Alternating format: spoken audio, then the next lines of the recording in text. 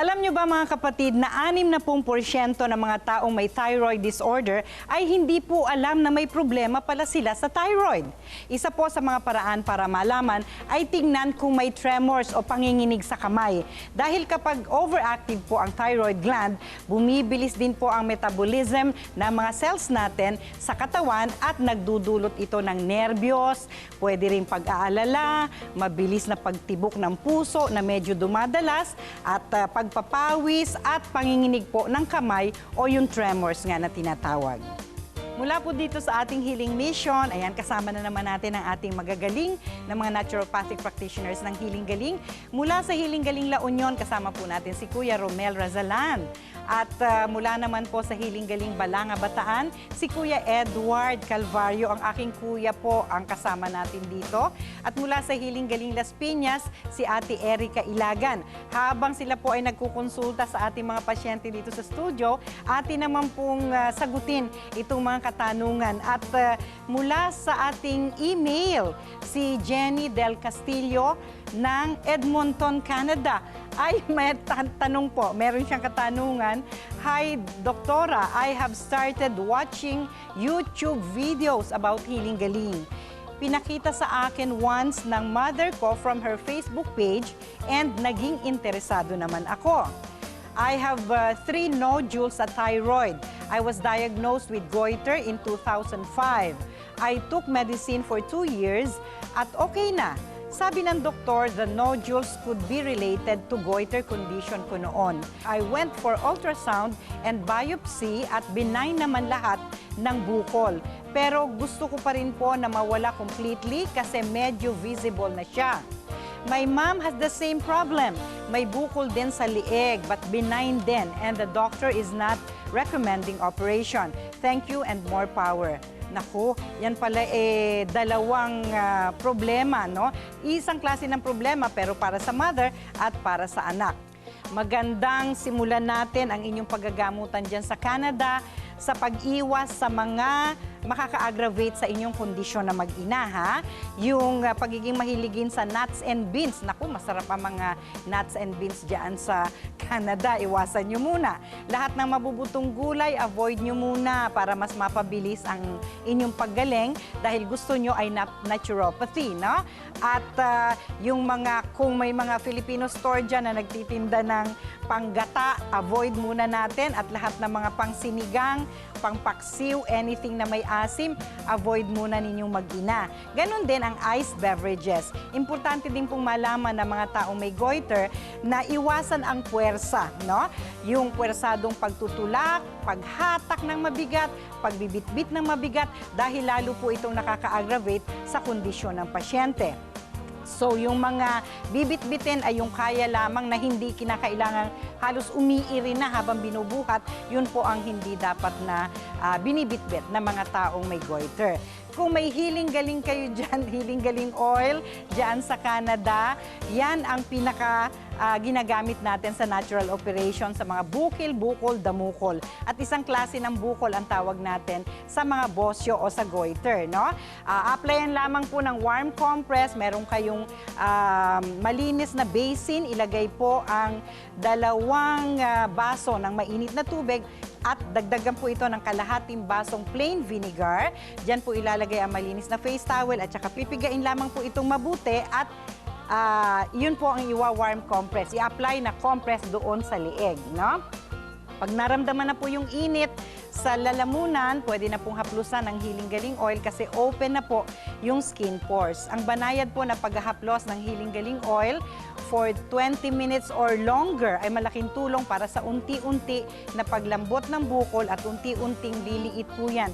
Lalo na po kung may ipapainom sa pasyente na herbal calcutab na sa loob naman ng katawan ay nakakayanang palambutin ng mas mabilis ang mga matitigas na bukol na tumutubo sa katawan kasabay po ng 3 to 4 times a day na gentle massage ng Healing Galing Oil. Malaking tulong kung puro mainit-init lang po ang ipapainom at ipapakain sa pasyente at mag-hydrate, no? Maraming sabaw na walang asim at hindi mabubuto ang mga sangkap na gulay, no? Maraming makatas na prutas ang kailangan, pero iwasan lamang po yung mabubuto at maaasim para mabilis na gumaling ang pasyente at yung ating disiplina. Ngayon, kung meron pong nararamdamang palpitations, may kumakabog-kabog sa dibdib, lalo na po sa kaso ng hyperthyroidism o yung toxic goiter, mas madalas po ang palpitations, kaya nadadamay ang puso, no?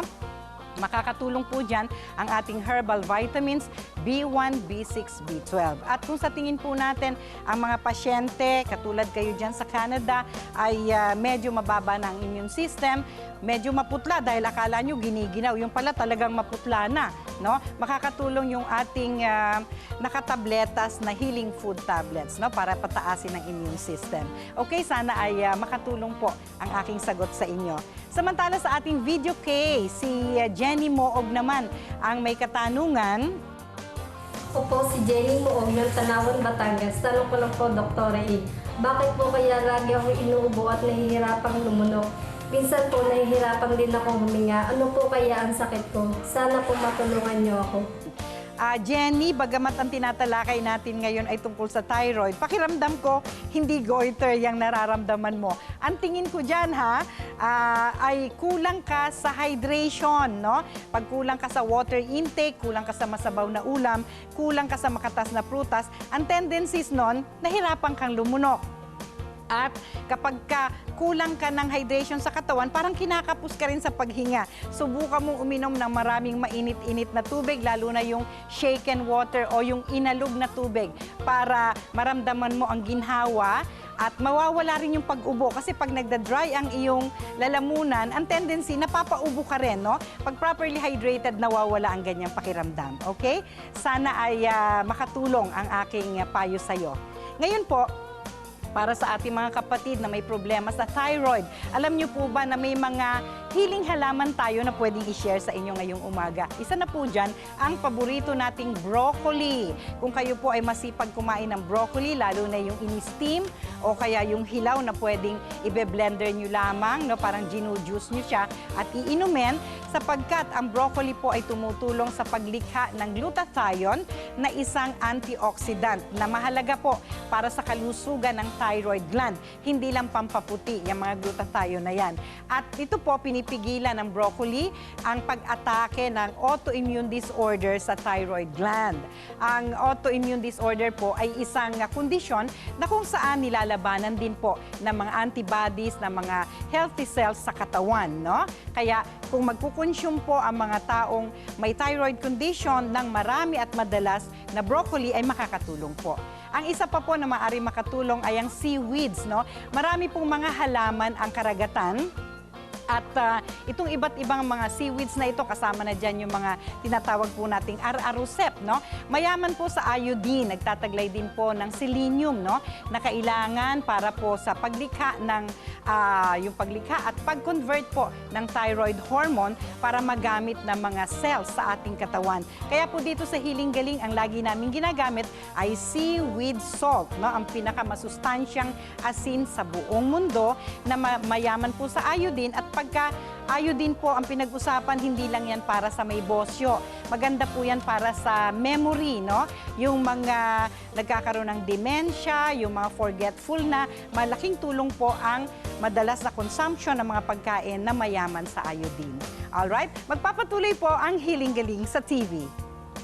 Kung kayo ay may healing katanungan para kay Dr. E, mag-email lang sa healinggaling@ymail.com o mag-post sa Healing Galing official Facebook page.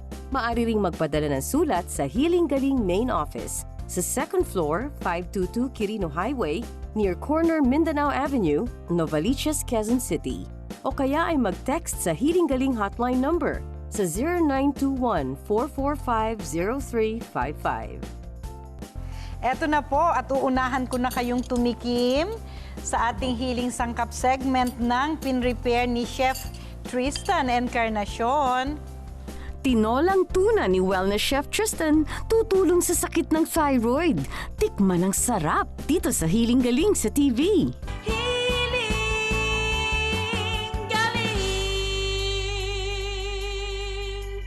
May hatid na kalusugan ang luntiang kalikasan. Yan ang paniniwala sa natural na paraan. Mga produktong organic ang sagot sa karamdaman, basta't holistic approach ay iyong susundan. Sabon man o mga oil, maging organic orals. Meron ding salts, mga grains, at liquids na natural. Yan ang Healing Galing products, iyong laging tandaan. Na sa natural na paraan ng paggagamutan, nasa iyo ang healing, nasa iyo ang galing.